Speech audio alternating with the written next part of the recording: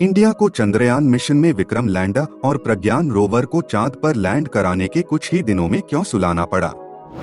चंद्रमा पर कई देशों द्वारा कई मिशन चलाए गए हैं, तो फिर भारत को चांद पर दूसरा मिशन भेजने की जरूरत क्यों पड़ी? चंद्रयान 2 में इसरो से कहां गलती हुई और उसने चंद्रयान 3 में उन गलतियों को कैसे सुधारा? क्या विक्रम लैंडर फिर कभी जाग पाएगा? चंद्रमा के दक्षिणी ध्रुव पर मिशन भेजना इतना महत्वपूर्ण क्यों है? चंद्रमा पर सॉफ्ट लैंडिंग इतनी मुश्किल क्यों है? और जब रशिया फेल हुआ तो इसरो ने इसे इतनी आसानी से कैसे सक्सेसफुल किया? नमस्कार दोस्तों, स्पीक इंडिया में आपका स्वागत है। चलिए जानने की कोशिश करते हैं कुछ सवालों के जवाब। आगे बढ़ने से पहले आपसे हमारी एक छोटी सी रिक्वेस्ट है, इस वीडियो पर हमें फीडबैक जरूर दीजिएगा। अगर आपको यह वीडियो अच्छी नहीं लगी या फिर बोरिंग लगी या फिर आपके हिसाब से इसमें हमें कुछ इम्प्रूव करना चाहिए तो हमें कमेंट्स में या फिर डिस्क्रिप्शन में दिए गए ईमेल पर जरूर बताइएगा। आदरणीय प्रधानमंत्री जी, नमस्कार sir. We have achieved soft landing on the moon. India is on the moon. 23 अगस्त 2023 को भारत ने इतिहास रचा। 140 करोड़ भारतीयों ने विक्रम लैंडर की सुरक्षित सॉफ्ट लैंडिंग के लिए प्रार्थना करते हुए चंद्रयान मिशन की लाइव स्ट्रीम देखी। हाँ, आप अपनी स्क्रीन पे देख सकते हैं कि हम lander module. People are applauding. Let us all wait to hear from the Secretary Department of Space and Chairman ISRO, Shri S. Somnath. आदरणीय प्रधानमंत्री जी, नमस्कार sir. We have achieved soft landing on the moon. India is on the moon. Bharat का चंद्रयान 3 चंद्रमा के दक्षिणी हिस्से पर सफलतापूर्वक उतरा था। 4 साल पहले 2019 में चंद्रयान 2 मिशन की असफल लैंडिंग के बाद इसरो के वैज्ञानिकों ने कड़ी मेहनत की और 4 साल के भीतर सफलतापूर्वक इतिहास रच दिया।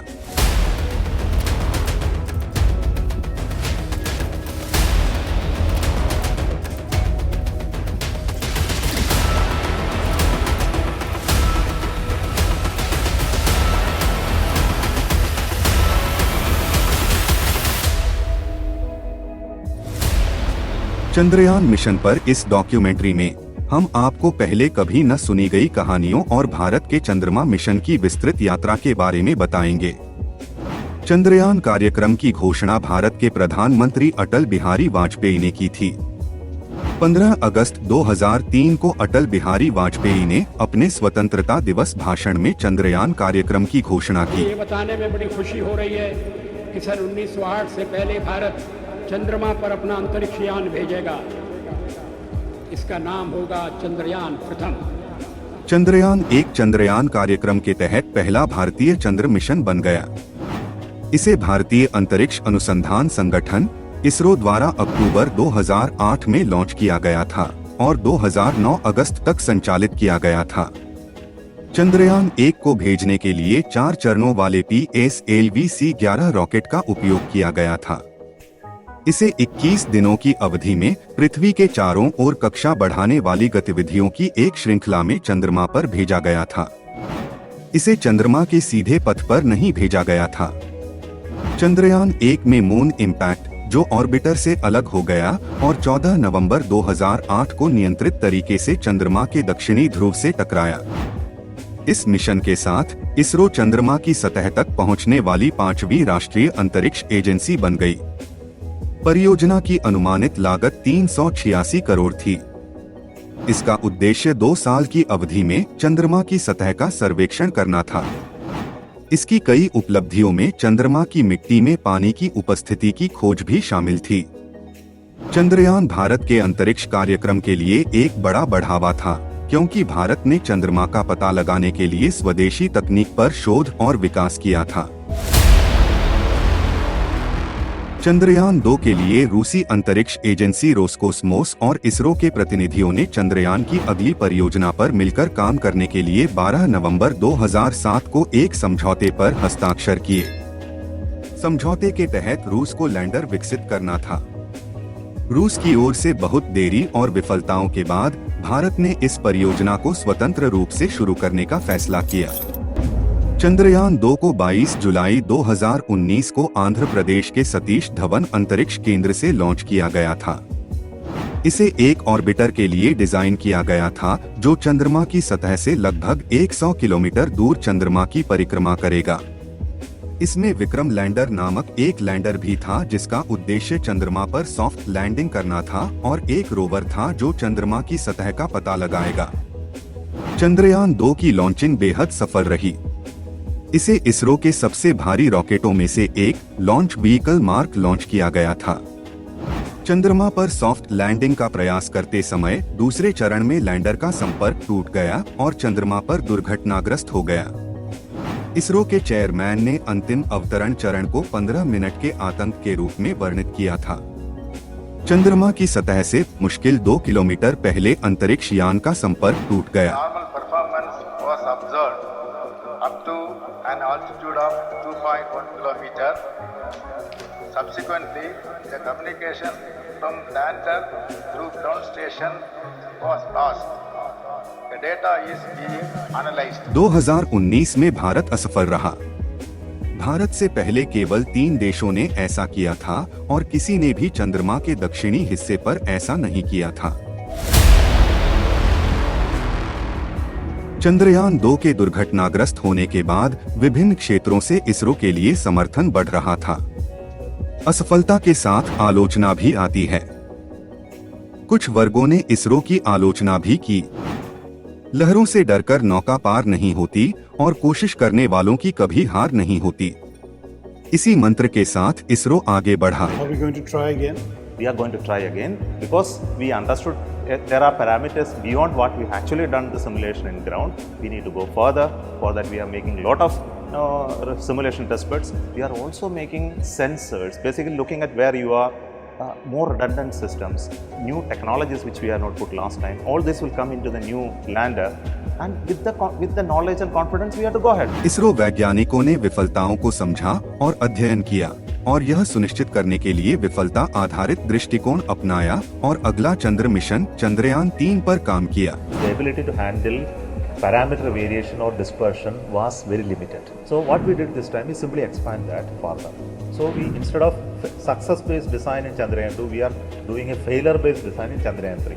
What all can fail and how to protect it. So this is the approach that we are taking. चंद्रमा का दक्षिणी ध्रुव क्षेत्र वैज्ञानिक अन्वेषण के लिए विशेष रुचि रखता है क्योंकि अध्ययनों से पता चलता है कि वहाँ बड़ी मात्रा में बर्फ है। पहाड़ी इलाके और अप्रत्याशित रोशनी की स्थिति न केवल बर्फ को पिघलने से बचाती है बल्कि वहाँ एक लैंडर को उतारना भी एक चुनौतीपूर्ण कार्य है।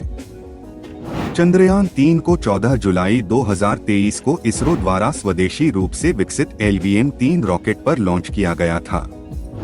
यह इसरो द्वारा विकसित 3 चरणों वाला रॉकेट है। LVM-3 ने भारत के अंतरिक्ष कैप्सूल रिकवरी प्रयोग मॉड्यूल चंद्रयान 2 और 3 को लॉन्च किया है। इसका उपयोग भारतीय मानव अंतरिक्ष उड़ान कार्यक्रम के तहत पहले मानवयुक्त मिशन गगनयान को ले जाने के लिए किया जाएगा। चंद्रयान 3 LVM-3 का 7वां सफल मिशन बन गया। This is the 7th mission of LVM-3, the successful mission. With this, the success rate of LVM-3 is 100%, and this is the ideal vehicle for Gaganyaan. Vikram lander Pragyan rover के साथ चंद्रमा की एकांत यात्रा पर निकल पड़े। जैसे ही विक्रम लैंडर चंद्रमा के करीब पहुंचा, एक कठिन चुनौती उसका इंतजार कर रही थी।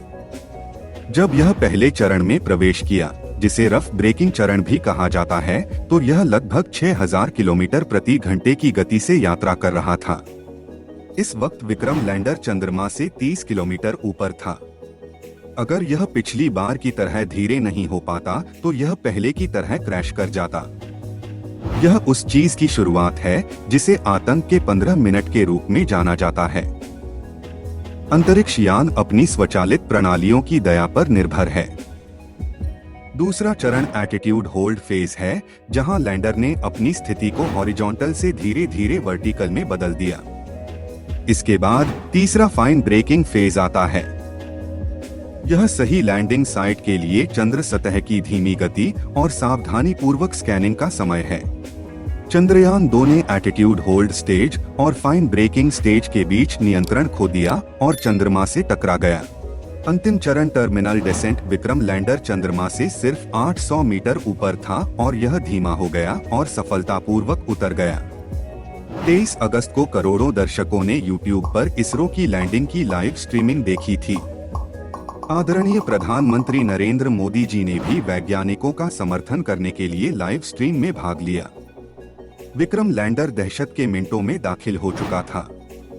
140 करोड़ भारतीयों ने इंतजार किया और देखा। The Honorable Prime Minister Shri Narendra Modi ji, who is here to encourage us, and he is critically looking at the visuals. 23 अगस्त 2023 को इसरो ने इतिहास रच दिया।